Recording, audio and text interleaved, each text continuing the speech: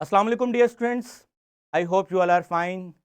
Chemistry grade 9, आज हम अपना यूनिट 1 को ही एक्सटेंड करेंगे। हमेशा की तरह मैं थोड़ा सा रिकैप ज़रूर देता हूँ। हमने A01 में पढ़ा था अबाउट केमिस्ट्री। केमिस्ट्री है क्या, कैसे मैटर एक शक्ल से दूसरी शक्ल में चेंज होता है, क्या है फिजिकल इंटरेक्शन, क्या है केमिकल इंटरेक्शन, और ये सारी बातें हमने देखी थी। फिर कुछ सिमुलेशंस भी देखी थी। फिर हमने सोचा केमिस्ट्री में साइंटिस्ट सोचते कैसे हैं, think like a scientist. Scientist का काम है ऑब्जर्वेशन करना, उस ऑब्जर्वेशन की वजह हाइपोथेसिस की शक्ल में देना, बाद में अपने हाइपोथेसिस को सही साबित करने के लिए तजर्बा करना, तजर्बा और हाइपोथेसिस अगर मैच करके तो उसे एक रिजल्ट ड्रॉ करना जिसे कंक्लूजन कहते हैं, और बाद में अपनी कंक्लूजन को वजाहत देने के लिए एक थ्योरी की शक्ल देना, और बाद में वो थ्योरी अपने दोस्तों को बेच के उसको लॉ की शक्ल में चेंज करवाना। ये हमने सारा देख लिया था। उसके बाद हमने A02 SLO स्टार्ट किया था और A03 जिसमें हमने सवालों को बनाना था। तो स्टूडेंट्स, लास्ट लेक्चर में हमने अच्छे तरीके से देखा इंटरडिसिप्लिनरी का मतलब क्या होता है, फिजिकल केमिस्ट्री क्या होता है, केमिस्ट्री की वो ब्रांच जो फिजिकल चेंजेस को हमें समझाए उन्हें क्या बोलते हैं, फिजिकल केमिस्ट्री। फिजिकल चेंजेस से मुराद क्या था वो बता दिए, इसके की एरियाज बता दिए थे। ऑर्गेनिक केमिस्ट्री के बारे में मैंने आपको बताया था। Organic chemistry is the field of study that focus on covalent compound consisting of carbon and hydrogen known as hydrocarbon and their derivative. यहां पर मैंने की नोट दिया था आपको, एक की पॉइंट दिया था कि हर वो चीज जो आग को पकड़ती है कि मुझे जला दो, वो क्या है, ऑर्गेनिक। अब अपने आसपास देखो, कागज को आग लगती है, यस, कागज क्या है, ऑर्गेनिक। कुकिंग ऑयल को आग लगती है, जल्दी से आग लगती है, क्या है, ऑर्गेनिक। हर वो चीज, अच्छा प्लास्टिक को आग लगती है, बहुत जल्दी लगती है, क्या है, ऑर्गेनिक।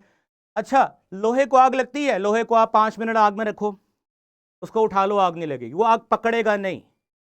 हाँ, आप घंटा 1.5 घंटे बाद देखोगे वो लाल हो जाएगा, ये आग पकड़ना नहीं है, ये वो तो हीट की वजह से लाल हो गया ना। हाँ, इंसान खुद अगर उसकी बॉडी जलाई जाए, आपने देखा होगा अक्सर इंसिडेंट्स में इंसान की बॉडी बहुत जल्दी जलती है, क्योंकि हम सब क्या हैं, ऑर्गेनिक इन नेचर। तो आपको आसपास 95% चीजें जो आपको आसपास नजर आएंगी वो चीजें होंगी जो आग को पकड़ती हैं। तो लिहाजा आपके आसपास 95% जो चीजें हैं वो ऑर्गेनिक इन नेचर हैं। अच्छा, नमक को आग लगती है, नमक को आप उसमें फेंकें, चूल्हे में देखें तो उसको कोई आग नहीं लगती, ठीक है। शुगर, शुगर को देखें, शुगर को, शुगर बर्न होती है, sugar is an organic compound, ठीक है। इस तरह पानी को आग नहीं लगती। हाँ, पानी में आग लग जाए किसी वजह से थोड़ी देर के लिए, लेकिन वो बुझ जाती है, पानी आग को प्रमोट नहीं करता। एक मैंने बेसिक सी आपको निशानी बताई है ऑर्गेनिक कंपाउंड्स को पहचानने की। फर्दर आज हमारा टॉपिक जो आज के हमारे डिस्कशन है वो हम करेंगे पॉलीमर केमिस्ट्री। अच्छा जी, पॉलीमर केमिस्ट्री को समझने के लिए हम एक सिमुलेशन प्ले करेंगे, लेकिन मैं थोड़ा सा आपको पॉलीमर के बारे में बता दूं। पॉलीमर कोई ऐसा लफ्ज नहीं है कि जो हमने डेली लाइफ में ना सुना हो। मैं आपको अभी क्लास में बैठे बैठे ऐसी कई चीजें गिनवा सकता हूं जो पॉलीमर हैं। मसलन आपके खाने की बात करें तो खाने के अंदर जो आपने रोटी खाई है या जो चावल खाते हैं वो पॉलीसेकेराइड हैं। अपने आप टीचर से, बायो वाले टीचर से पूछिएगा, पॉलीसेकेराइड्स हैं कि क्या होते हैं पॉलीसेकेराइड, अभी सिमुलेशन में समझ आएगा। आप जो घर में सुबह दही लेके आते हैं या नान चने लेके आते हैं, तो वो जो शॉपर होता है जिसे पॉलीइथीन कहते हैं, वो भी एक पॉलीमर है। हमने जो कपड़े पहने हैं ये भी एक पॉलीमर है। मेरे हाथ में जो प्लास्टिक है ये भी एक पॉलीमर है। यानी आपके पास आसपास जो आपको 95% चीजें ऑर्गेनिक नजर आती हैं ना, उनमें 90% चीजें ऑर्गेनिक की पॉलीमर की फॉर्म में है। यानी ऑर्गेनिक केमिस्ट्री की ही एक्सटेंशन है पॉलीमर। क्या होता है पॉलीमर?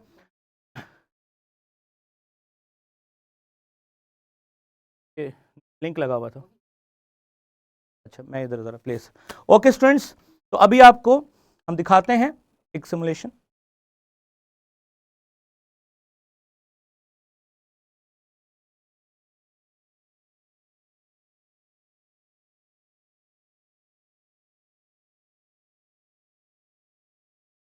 ठीक है जी, तो मैं बात कर रहा था आपके आसपास 90% चीजें जिनको आप टच कर सकते हैं, इवन के जो चेयर्स पे आप बैठे हैं, प्लास्टिक की चेयर्स, वो भी क्या है, पॉलीमर है।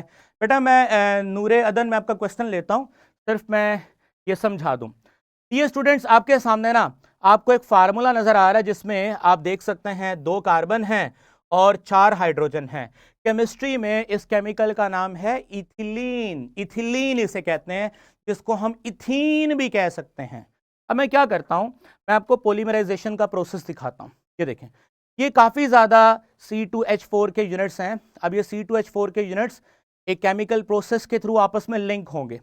हमने उस प्रोसेस को नहीं समझना, बस हमें समझना है कि थ्रू अ केमिकल प्रोसेस ये सारे आपस में लिंक होंगे। शाबाश, इसी तरह।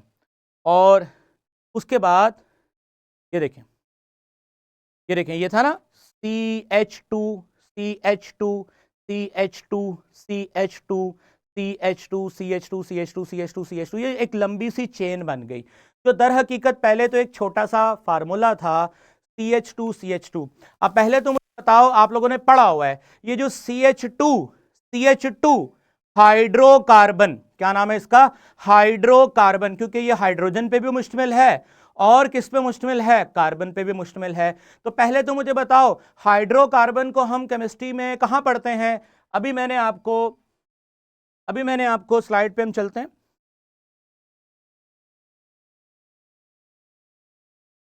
जी, अभी मैंने आपको लास्ट लेक्चर में बताया कि organic chemistry is the study of hydrocarbons. अब कार्बन और हाइड्रोजन वाले कंपाउंड्स को पढ़ना ऑर्गेनिक केमिस्ट्री है। उसी ऑर्गेनिक केमिस्ट्री वाले मॉलिक्यूल्स को हमने जोड़ना है, और जोड़ने के बाद ये देखें, जोड़ने के बाद एक लंबी चेन बनानी है। शाबाश, मैंने भी इसका नाम बताया था। क्या नाम था इसका? शाबाश, इथीन इसका नाम था ना। क्योंकि इथीन के बहुत सारे यूनिट आपस में कनेक्ट हो गए हैं, तो नाम क्या बनेगा? पॉलीइथीन। क्या नाम बनेगा? पॉलीइथीन। कहाँ होता है पॉलीइथीन? एक घर में आप शॉपिंग बैग यूज करते हैं, इस शॉपिंग बैग को अगर किसी हाई रेजोल्यूशन के माइक्रोस्कोप के नीचे रख के देखा जाए तो आपको इस तरह की एक बड़ी बड़े धागे नजर आएंगे। अब ये धागे किसके बने होते हैं? बेसिकली ये धागे किसके बने होते हैं? पॉलीइथीन के बने होते हैं। तो आसान लफ्जों में बताऊं तो ये जो आप शॉपर यूज करते हैं, this is the polyethene bag. और केमिस्ट्री की वो ब्रांच जिसमें आप पॉलीमर्स को कैसे बनाते हैं, पॉलीमर्स को बनाने का तरीकाकार क्या है, पॉलीमर अगर फ्लेक्सिबल होने चाहिए तो कैसे होने चाहिए, हार्ड होने चाहिए तो कैसे होने चाहिए, हीट रेजिस्टेंट होने चाहिए तो कैसे होने चाहिए। तो केमिस्ट्री की वो ब्रांच जो हमें ये सिखाती है उसको हम क्या कहते हैं? Polymer chemistry. आई होप कि आपको पॉलीमर केमिस्ट्री समझ आ गया है। पॉली मैनी मर्स यूनिट, बहुत सारे यूनिट्स को इकट्ठा कैसे करते हैं। अब ये यूनिट्स ऑर्गेनिक भी हो सकते हैं, ये यूनिट्स नॉन ऑर्गेनिक भी हो सकते हैं। इसका मतलब पॉलीमर ऑर्गेनिक भी हो सकता है और पॉलीमर इनऑर्गेनिक भी हो सकता है, याद रखिएगा। चलें जी, आगे चलते हैं। नेक्स्ट हमारे पास है इनऑर्गेनिक। शाबाश, इनऑर्गेनिक केमिस्ट्री। ये फार्मूला नजर आ रहा है केमिकल का आपको, क्या फार्मूला है? Copper sulphate. इस टेस्ट ट्यूब में जो केमिकल पड़ा है निकल क्लोराइड। इस टेस्ट ट्यूब में जो केमिकल पड़ा है पोटेशियम डाइक्रोमेट। इस टेस्ट ट्यूब में जो केमिकल पड़ा है कैल्शियम सल्फेट। इस टेस्ट ट्यूब में जो केमिकल पड़ा है सोडियम मैंगनेट। अब ये जितने भी केमिकल हैं, ना तो इनमें कार्बन है ना ही इनमें हाइड्रोजन है, तो कार्बन हाइड्रोजन के other compounds definitely non organic compounds. Non organic compounds, non organic compounds को अगर प्रॉपर हमने नाम देना हो तो क्या नाम देंगे? Inorganic compound. Inorganic chemistry deals with the study of all elements, their compounds except those of compound carbon and hydrogen. Carbon और हाइड्रोजन के अलावा, जिन्हें हम हाइड्रोकार्बन्स भी कहते हैं, उनके अलावा आप कंपाउंड पढ़ रहे हैं तो वो ऑर्गेनिक नहीं है, वो क्या है? इनऑर्गेनिक है। जैसे कि नमक आपने पानी में डाला, कैसे हल हो रहा है, क्यों हल हो रहा है, क्या वजह है, टेम्परेचर का क्या किरदार है। अब नमक में कार्बन भी नहीं है, नमक में हाइड्रोजन भी नहीं है, तो वो क्या है? नॉन ऑर्गेनिक है, यानी कि इनऑर्गेनिक है। आगे बढ़ते हैं। बायोकेमिस्ट्री। शाबाश स्टूडेंट्स, बायोकेमिस्ट्री, बायो में भी आपने समझ लिया हुआ है इसको। इस तस्वीर में आप देखें, तस्वीर में क्या हो रहा है? तस्वीर में ये हो रहा है कि पौधे ग्रो कर रहे हैं पानी के अंदर। हम पानी में डिफरेंट तरह के न्यूट्रिशंस डालते हैं, पानी में डिफरेंट तरह की मेडिसिन डालते हैं और देखते हैं सर क्लियर नजर आ रहा। चलें, आपके एंड पे बेटा प्रॉब्लम है, इंटरनेट को देखें। किंग वे, आप मुझे बताएं कि आपको क्लैरिटी है पिक्चर में, सब कुछ क्लियर है? Okay good. चलें, तो इसका मतलब यह है कि मैंने ये पौधे जो प्लांट जो हैं इस बीकर में डाले हुए हैं, क्यों डाले हैं भाई, वजह क्या हो सकती है? मैंने कोई डेकोरेशन पीस तो नहीं रखा हुआ यहाँ पर।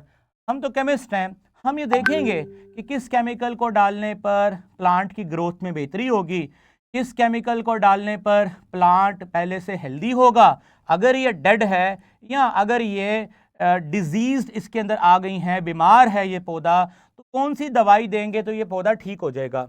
अब पौधा चूंकि एक जिंदा चीज का नाम है, एक life plant is an living और ये एक लिविंग चीज है।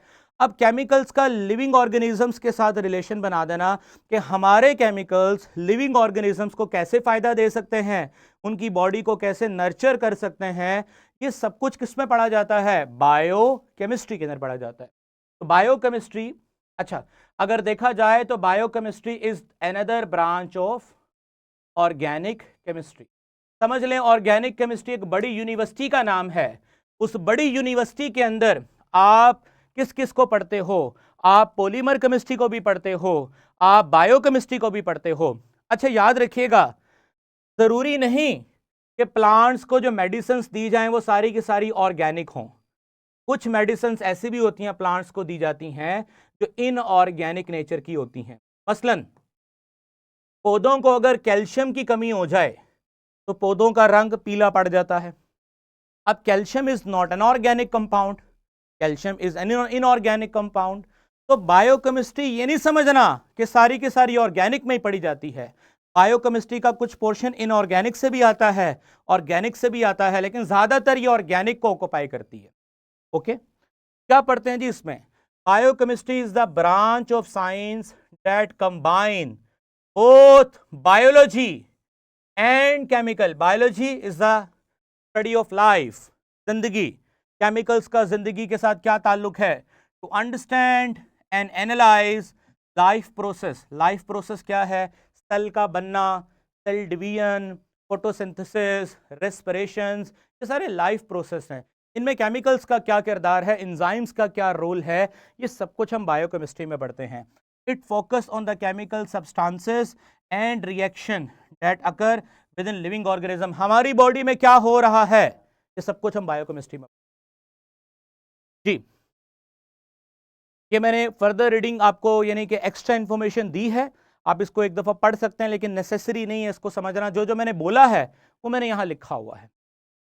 जी, medicinal chemistry, medicinal chemistry is the another branch of chemistry जिसको हेड करता है ऑर्गेनिक केमिस्ट्री। ऑर्गेनिक केमिस्ट्री का मेजर पोर्शन मेडिसिनल केमिस्ट्री में आता है। क्या कर रहे हैं जी ये साइंटिस्ट यहां बैठ के इस लेबोरेटरी में?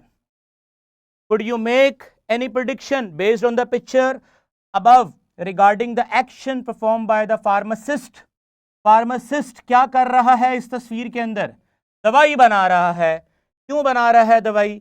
दवाई इसलिए बना रहा है, दवाई इसलिए बना रहा है क्योंकि उसको एक रिक्वेस्ट आई है कि ये एक बीमारी है, नई बीमारी है, इसकी दवाई बनाओ।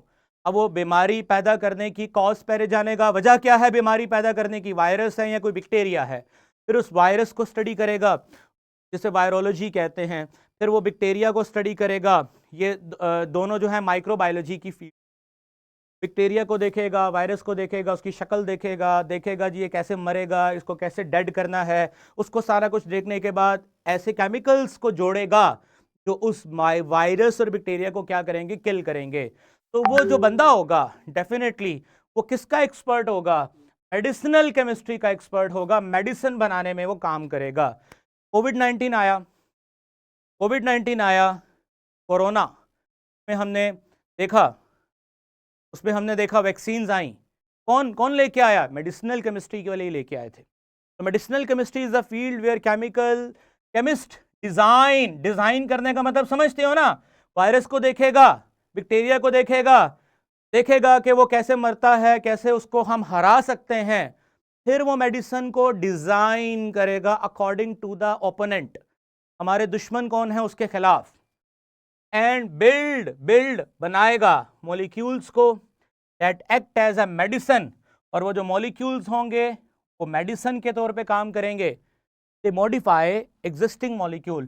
कभी कभार ऐसा भी होता है कि दुश्मन वायरस बैक्टीरिया पहले से स्ट्रांग होके आ जाता है, अपनी शक्ल बदल के आ जाता है, तो फिर पहले से मौजूद मेडिसिन की थोड़ी बहुत ऑल्टरेशन करनी होती है, तब्दीली करनी होती है, ताकि वो जो शक्ल बदल के आया है हम भी शक्ल बदल लें और उसको डिस्ट्रॉय कर दें। सारा कुछ कौन करता है? मेडिसिनल। दे मॉडिफाई एग्जिस्टिंग मॉलिक्यूल और create new one two fight diseases, improve health and prevent illness. जो उर्दू में बोला अंग्रेजी में भी पढ़ लिया। ये देखो कोविड-19 बता दिया मैंने आपको। कोविड-19 ये जो वैक्सीन थी ये मेडिसिनल केमिस्ट्री वाले ने बनाई थी। चलें जी, नेक्स्ट हमारी फील्ड है एनालिटिकल केमिस्ट्री। आप में से कोई बच्चा डॉक्टर के पास गया, डॉक्टर ने कहा तुम्हारा इलाज बाद में करूंगा, जाओ ब्लड टेस्ट करा के आओ। ब्लड टेस्ट कराने जाते हो, क्या होता है? वो कहते हैं जी मुझे ब्लड दे दें। अच्छा, ब्लड आपसे सैंपल लेता है, फिर आपको एक रिपोर्ट बना के देता है। क्या रिपोर्ट बना के देता है? कि ब्लड में क्या क्या क्या क्या क्या है, कितना कितना कितना कितना है, क्या क्या है क्वालिटी, कितना कितना है क्वांटिटी। समझ गए हो? एनालिटिकल केमिस्ट्री की वो ब्रांच जो केमिकल के ऊपर तज्जिया करके देती है। तज्जिया क्या होता है? मेरे ख्याल से आज मुल्क के हालात बड़े अच्छे नहीं हैं, इंडेक्स यहाँ जा रहा है, ये जो तज्जिया करते हैं कि ये ठीक नहीं जा रहा, ये ठीक जा रहा है, तो हमने केमिकल पे क्या तज्जिया करना है? यही तो तज्जिया करना है कि ये जो आपने मुझे केमिकल दिया है, इस केमिकल में कार्बन है, इसमें हाइड्रोजन है, इसमें ऑक्सीजन है, इसमें नाइट्रोजन है, इतने फीसद कार्बन है, इतने फीसद हाइड्रोजन है, इतने फीसद ऑक्सीजन है। तो मेरा तज्जिया तो केमिकल्स के बारे में यही होगा। फिर मैं ये कहूँगा कि ये जो तज्जिया मैंने किया है इस वजह से, जैसे मैं आपको एक मिसाल देता हूँ, वो जो फोरेंसिक लैब वाले होते हैं जो कॉज ऑफ डेथ को आइडेंटिफाई करते हैं, मौत की वजह, क्या करते हैं? वो ब्लड लेते हैं, ब्लड में जो है अलहदा करते हैं, फिर देखते हैं कि ये नॉर्मली ब्लड में ये केमिकल नहीं होता, ये वो केमिकल है जो किसी ने इसको एज अ पॉइजन दी है, ये वजह बनी है मौत की। तो ये सारा डिपार्टमेंट जो हमें केमिकल्स के बारे में बताता है क्या क्या है और कितना कितना है, वो क्या है? Analytical chemistry. ये ब्लड रिपोर्ट आप करवाने जाते हो लेबोरेटरी में, जो आप ब्लड रिपोर्ट आपको मिलती है, डॉक्टर इस ब्लड रिपोर्ट को देखता है, डिसाइड करता है आपको मसला क्या है। ये डॉक्टर की हेल्प किसने की? लेबोरेटरी वाले ने। लेबोरेटरी वाला केमिस्ट्री का कौन से सब्जेक्ट को पढ़ के आया होगा? एनालिटिकल केमिस्ट्री को पढ़ के आया होगा। एनालिटिकल केमिस्ट्री दो तरह के एनालिसिस देती है, एक क्वालिटेटिव और दूसरा क्वांटिटेटिव। क्वालिटेटिव क्या क्या है, क्वांटिटेटिव कितना कितना है, ब्लड में क्या क्या है, कितना कितना है। होप सो आपको समझ आ गया। नेक्स्ट हमारे पास है आज करंट सिचुएशन। हमारे साथ जो है उसकी बड़ी वजूहात, फैक्ट्रियों से निकलने वाला धुआं, और वो धुआं क्या करता है? शाबाश, इन्वायरमेंट को खराब करता है। इन्वायरमेंट फिर अपना गुस्सा निकालता है, किस पे निकालता है? हम पे निकालता है। अब देखो ना, स्मोक है, किसकी वजह से है स्मोक? इन्वायरमेंट की वजह से थोड़ी है। What is the formula of blood? देखो बेटा, जिसने सवाल किया है, फार्मूला उसका होता है जो कि कंपाउंड होता है, मिक्सचर का कोई फार्मूला नहीं होता। मिक्सचर तो 100-200 चीजों को मिलाकर बनाया जाता है, तो मिक्सचर में कोई एक चीज तो होती नहीं, ब्लड में कोई एक चीज तो है नहीं है, ब्लड में सैकड़ों चीजें हैं, तो ब्लड का कोई फार्मूला नहीं है। ठीक है, ब्लड इज अ मिक्सचर। समझ गए हो? जो चीज मिक्सचर है उसका फार्मूला नहीं है। चलें वापस चलते हैं इन्वायरमेंटल केमिस्ट्री। ये धुआं हवा में आया, क्या किसकी वजह से आया भाई? हमारी वजह से आया। अब जो हमारी वजह से ये धुआं हवा में आ रहा है, और हवा में आने से क्या क्या मसले पैदा कर रहा है, इन मसलों से कैसे बचा जाए? लॉकडाउन लगा दिया जाए, स्कूल बंद कर दिए जाएं, तालीम को रोक दिया जाए, जो भी कर लिया जाए, हमारी तालीम का सफर नहीं रुक सकता। हम तो पढ़ रहे हैं, टेक्नोलॉजी का इस्तेमाल कर रहे हैं, आगे बढ़ते रहेंगे, पढ़ते रहेंगे। यही है आज के please unmute us, please unmute us. Okay, तो ये जो इन्वायरमेंटल केमिस्ट्री है, environmental chemistry studies sir chemicals. अस्सलाम वालेकुम। वालेकुम सलाम। सर एक क्वेश्चन है। हाँ जी, हाँ जी। सर मौत के बाद तो खून जम जाता है, तो वो खून कैसे निकालते हैं? मौत के बाद किसने कहा खून जम जाता है? आपको किसने कहा? ये आपको किसी ने गलत इन्फॉर्मेशन दे दी है। डेड बॉडी का कैसे? मैं खुद फोरेंसिक डिपार्टमेंट से हूँ, मैं खुद इस फील्ड से हूँ, बार बार इसका नाम लेता हूँ। टॉपसी जो सर ऐसा ही होता है। नहीं, ऐसा कैसे नहीं हो? मैं खुद टॉपसी यानी जिसे पोस्टमार्टम करता हूँ, मैं खुद उस टीम का पार्ट हूँ। हम खुद डेड बॉडी से ब्लड सैंपल लेते हैं। अब देखें, मेरी बात सुने, ऐसे थोड़ी होता है कि जो बॉडी है वो डेड है, उसके वेन में हम इंजेक्शन लगाएंगे, ब्लड निकालेंगे, वो तो डेड है। हम उसके बॉडी पे कट लगाते हैं, ब्लड खुद ही बाहर आ जाता है। वेन है ना, ब्लड कौन सा सॉलिड है? ब्लड तो लिक्विड फ्लूइड है। तो जैसे ही वेन को हम कट करते हैं, ब्लड बाहर आ जाता है। तो हमें उस वक्त मुर्दा को मुर्दे की तरह डील करना है, जिंदा की तरह डील नहीं करना। हाँ, मैं सैंपल देने जाऊं तो मुझे लैब वाला ये तो नहीं कहेगा कि हाथ काट दो, तुम्हारा ब्लड लेना है। तो जाहिर सी बात है, हमने डेड और लाइव के सैंपलिंग करने के लिए डिफरेंट प्रोटोकॉल्स रखे। चलें जी, नेक्स्ट क्वेश्चन करते हैं। Environmental chemistry studies the chemicals and biochemical process. What is biochemical process? Biochemical process का मतलब है कि मेरे इस टाइम फेफड़े सांस ले रहे हैं और हवा में स्मोक है। अब वो स्मोक जाएगी मेरे लंग्स में, जाएगी लंग्स में जाकर अटैक करेगी, लंग्स के डिफरेंट टिश्यूज को अटैक करेगी।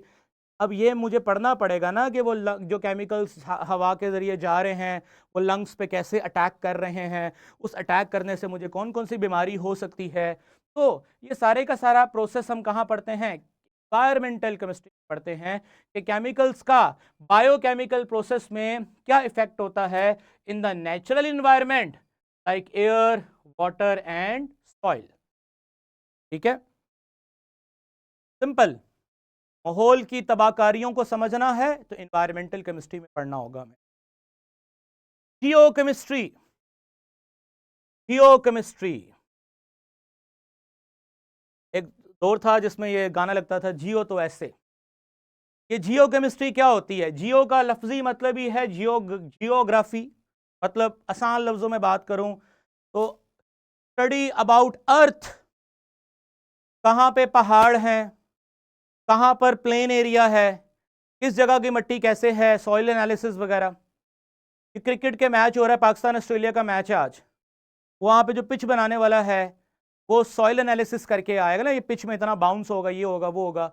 डेफिनेटली सॉइल को स्टडी करना, ये सब कुछ किस में आता है? जियोकेमिस्ट्री में आता है।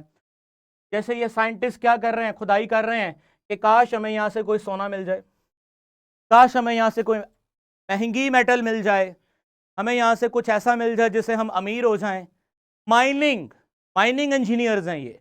तो ज़मीन के बारे में जायज़ा लेना।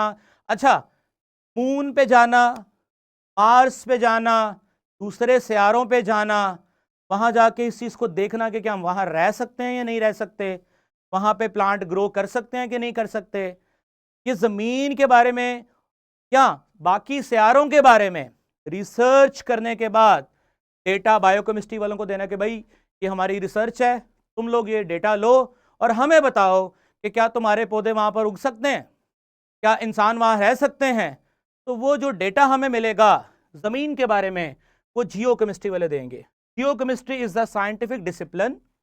साइंटिफिक डिसिप्लिन का मतलब है एक साइंस का सब्जेक्ट है that focus on the chemical composition of the earth. जमीन में कौन कौन से केमिकल हैं, किन किन केमिकल्स की वजह से पौधे ग्रो करते हैं, किन किन केमिकल्स की वजह से क्या क्या असरात होते हैं, इसमें कौन कौन इंक्लूड है? Rocks, beyond our minerals, minerals शामिल हैं, ऑल्सो एक्सटेंड प्लैनेट्स, यानी कि ये सिर्फ जमीन तक नहीं है, बाकी प्लैनेट्स तक भी हैं, to encompass entire solar system।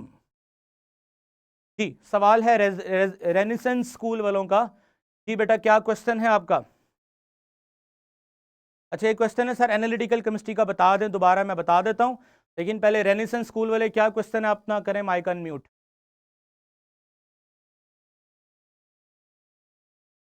जी, कोई सवाल नहीं आपका? ब्लड कंपाउंड नहीं है तो वो क्या? बोला आपकी ना समझ सर नहीं आ। आप कह रहे हाँ हाँ, ब्लड कंपाउंड नहीं है। चलें अब मुझे ना आप क्वेश्चन लिख के भेज दें। अल सईद एजुकेशन सिस्टम, आपका क्या क्वेश्चन है? सर आपकी आवाज आ रही है? आपकी आवाज आ रही है। सर मैंने आपसे क्वेश्चन करना था, जो स्मोक है वो सर्दियों में क्यों आती है, गर्मियों में क्यों नहीं आती? Very good question. देखा, मैं यही चाहता था। देखें, बच्चे ने सवाल किया, सर ये स्मोक को क्या मसला पड़ता है, ये गर्मियों में कहाँ पे होती है, ये सर्दियों में आ जाती है, गर्मियों में आती नहीं है। का जवाब बड़ा आसान है, 2 मिनट में आपको समझ आ जाएगा।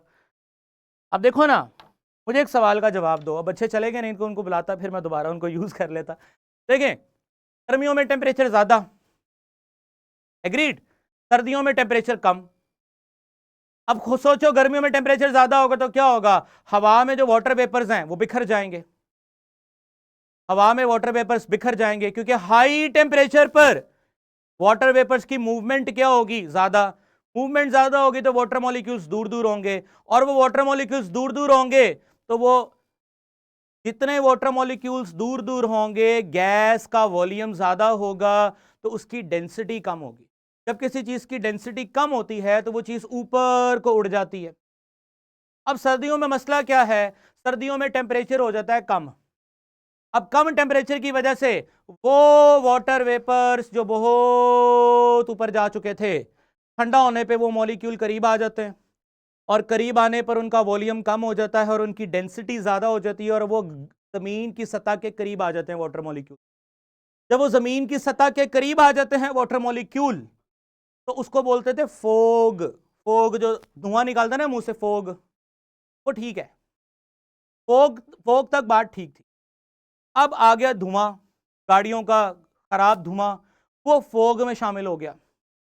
अब फोग और स्मोक मिलकर क्या बन गया, स्मोग।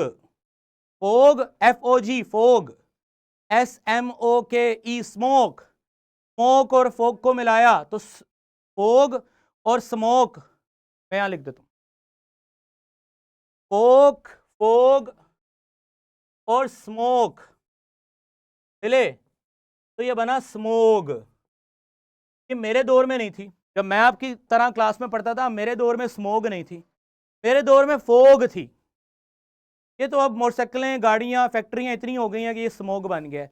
और सर्दियों में चूंकि वाटर वेपर्स नीचे आ जाते हैं इसलिए स्मोग हमें मिलती है, गर्मियों में ऊपर चले जाते हैं, स्मोग गायब। गर्मियों में एक और स्मोग होती है जो आप 11वीं क्लास में पढ़ोगे, जिसे हम फोटोकेमिकल स्मोग कहते हैं, जिसे आंखें खराब होती हैं, तो वो गर्मियों में स्मोग होती है। वो ऐसी स्मोग नहीं होती है जो धुआं धुआं होता है, वो और तरह की स्मोग होती है, वो आप फर्स्ट ईयर में पढ़ोगे। ओके, ये जो करंट स्मोग है सर्दियों में होती है। चलें जी, ये मुझे सवाल अब किया था, what is sir, what is density. बेटा ये तो बेसिक कंसेप्ट है, डेंसिटी आपको पता है। डेंसिटी एक क्वांटिटी का नाम है, मतलब एक फैक्टर है, मैस और वॉल्यूम को हम डिवाइड, जैसे मैं आपको आसान लफ्जों में समझाऊं, रबड़ वाला बॉल, प्लास्टिक बॉल और हार्ड बॉल, दोनों का साइज सेम है, बट किसका वजन ज्यादा है, हार्ड बॉल का वजन ज्यादा है तो उसकी डेंसिटी ज्यादा है, और प्लास्टिक बॉल की डेंसिटी क्या है, कम है। सर आपने कहा था कि ब्लड कंपाउंड नहीं है, मिक्सर है, तो सर काइंडली बता दें ब्लड किन चीज़ों का मिक्सर है। भाई ब्लड में रेड ब्लड सेल हैं, वाइट ब्लड सेल हैं, प्लाज्मा है, you name it, white blood cells हैं, लिम्फोसाइट्स हैं, पता नहीं क्या क्या ब्लड में, बायो वाले टीचर बताएंगे आपको, समझ गए हो। तो blood is not a compound, blood is a mixture. आगे चलते हैं, जियोकेमिस्ट्री ने हमें बताया क्या क्या पढ़ना है। हाँ जी, जियोकेमिस्ट्री के बारे में फर्दर चीजें मैंने आपको बता दी। हाँ जी, nuclear chemistry, nuclear chemistry, nuclear chemistry, ठीक है, चल रहा है ये जी। पाकिस्तान ने अभी अभी 1 साल पहले कराची न्यूक्लियर पावर प्लांट लगाया है, K3 न्यूक्लियर यूनिट के नाम से, $2.7 बिलियन का, $2.7 बिलियन का। कभी कभार हमें $1 बिलियन बड़ा मुश्किल से मिलता है IMF से कर्जा, तो ये फिर $2.7 बिलियन का कराची में पाकिस्तान ने पिछले साल ही पावर प्लांट लगाया है। क्या करता है ये न्यूक्लियर एनर्जी, यानी वो केमिकल जिससे एटम बम बनता है, जिससे एटॉमिक बॉम्ब बनता है, जो एक दफा चला दुनिया तबाह, उस एटॉमिक बॉम्ब बनाने वाले केमिकल को हम रेडियो एक्टिव केमिकल कहते हैं। रेडियो एक्टिव केमिकल, बजाय कि उससे बॉम्ब बनाया जाए, बिजली बनाई जाए ना, ताकि सस्ती बिजली मिले, फ्री बिजली मिले। तो ये पिछले साल ही पाकिस्तान ने कराची में बहुत बड़ा प्लांट लगाया है। जिसने लगा के दिया होगा वो क्या पढ़ के आया होगा? Nuclear chemistry. क्या पढ़ के आया होगा? Nuclear chemistry. आसान है ना, समझ आ गया आपको। नेक्स्ट, एस्ट्रोकेमिस्ट्री। एस्ट्रोकेमिस्ट्री क्या है? ये शक्ल आपने कभी देखी है जी? This is the nebula. And what is the nebula? Nebula are the massive, बहुत बड़ा क्लाउड है गैसेस का, डस्ट का। ये कहां पाया जाता है? स्पेस में। ये स्पेस एक्स मिशन का नाम आपने सुना होगा, Elon Musk. Elon Musk space x mission, खला में वो भेजता है, रॉकेट्स भेजता है। क्या करने जाता है जी खला में? खला में कोई कैंप लगा हुआ है उसका। सर रेडियो एक्टिव केमिकल क्या हैं? रेडियो एक्टिव केमिकल खास तरह के केमिकल हैं जो रेडिएशंस को खारिज करते हैं, और ये इतनी खतरनाक रेडिएशंस होती हैं कि इनकी जद में कोई आ गया तो वो बीमार हो सकता है, इवन कि मर भी सकता है। इन रेडिएशंस का नेगेटिव यूज क्या है? बम बनाओ। इन रेडिएशंस का मस्बत इस्तेमाल क्या है? कि बिजली बनाओ। तो रेडियो एक्टिव केमिकल वो होते हैं जो रेडिएशंस को खारिज करते हैं, और ये आपने 3rd चैप्टर में पढ़ने हैं। सर टाइम पूरा हो गया है, आई नो, मैं बस अपने लेक्चर को वाइंड अप कर रहा हूँ, ठीक है। बहरहाल नेब्यूला, नेब्यूला क्या है? स्पेस की बात हो रही थी। एलॉन मस्क क्या करता है? स्पेस को स्टडी करता है, स्पेस में वो जगह देखता है, किन स्पेस में वो कौन सी जगह है जहां मैं टेक्नोलॉजी को लगाकर, क्योंकि स्पेस में किराया तो है नहीं, स्पेस में जाने के लिए किराया तो देना नहीं पड़ता। कि अल सईद एजुकेशन स्कूल सिस्टम की जो गर्ल्स हैं, मैं आपको ऑब्जर्व कर रहा हूं यहां से, अटेंटिव होकर बैठे क्लास में जी। तो अब एलॉन मस्क को क्या चाहिए? ऐसी जगह चाहिए जहां उसको किराया नहीं देना पड़े, 100 साल बैठा रहे, 200 साल बैठा रहे। तो साइंस या केमिस्ट्री की वो ब्रांच जो हमें स्पेस के बारे में समझाती है कि स्पेस में क्या हो रहा है, उसको हम कहते हैं एस्ट्रोकेमिस्ट्री। एस्ट्रोकेमिस्ट्री is the branch of science that deal with the study of molecule in space and their reaction. Space में किन मॉलिक्यूल्स का रिएक्शन हो। एस्ट्रोकेमिस्ट्री examine the composition of celestial objects. ये सेलेस्टियल ऑब्जेक्ट्स किन्हें कहते हैं? हेवनली बॉडीज को। हेवनली बॉडीज किन्हें कहते हैं? आसमान के ऊपर जो कुछ भी नजर आ रहा है आपको, उनके बारे में अगर आप स्टडी करते हैं तो वो एस्ट्रोकेमिस्ट्री। जैसे कि ये नेब्यूला क्या है? ये स्पेस में डस्ट गैस का एक बहुत बड़ा क्लाउड है, इसके अंदर रंग क्यों है, ये ऐसा क्यों है, टेलीस्कोप लगा के देखते हैं, फिर बहुत सारी मशीनें इसमें इस्तेमाल करते हैं जो हमें रिसर्च करने में मदद करती है। बहरहाल लास्ट पे एक एक्टिविटी है आपके लिए। मैंने यहाँ पे कॉलम में क्वेश्चंस लिखे हैं, आप सबको ये नजर आएंगे फुल स्क्रीन पे। आपने इन क्वेश्चंस को पढ़ना है और मुझे बताना है इन सवालों के जवाब केमिस्ट्री की कौन सी ब्रांच में मिलेंगे। पहला सवाल, how do biological process at the molecular level facilitate life. Biological, कौन से बायोलॉजिकल प्रोसेस हैं जो जिंदगी को फैसिलिटेट करते हैं? केमिस्ट्री की कौन सी ब्रांच में इसको रिसर्च किया जाएगा? जिससे मैं पूछूंगा वो बताएगा। लिटिल स्टार स्कूल, बताइए क्या जवाब है?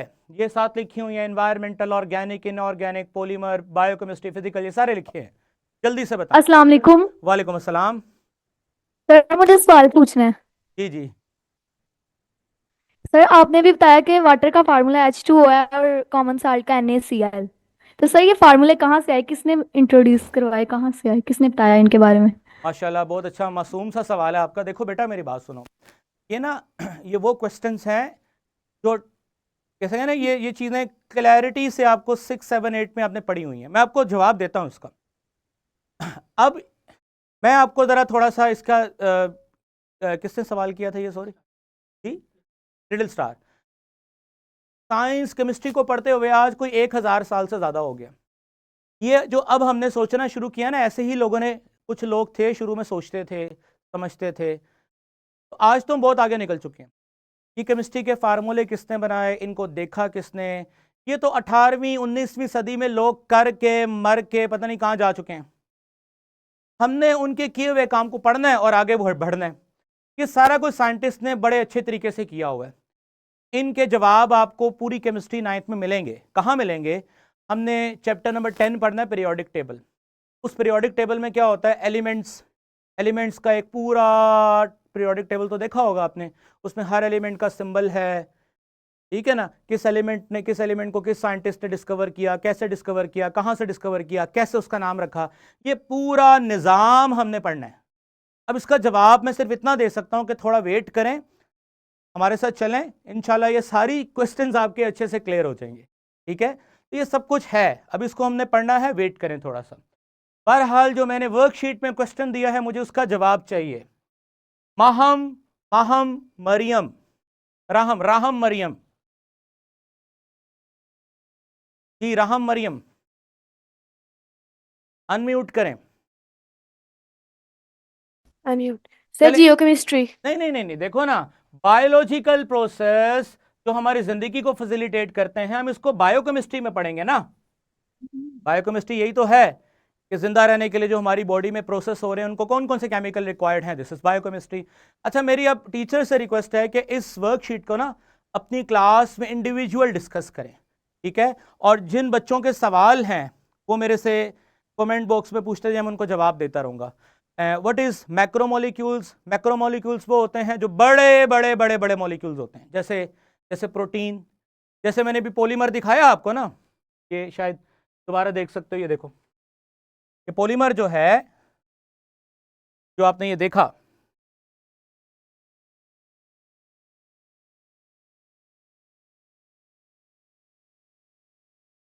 जी ये देखो ना, ये इस तरह छोटे छोटे यूनिट्स मिलेंगे और मिलकर ये कितना बड़ा मॉलिक्यूल बनाएंगे, खत्म ही नहीं होगा ये।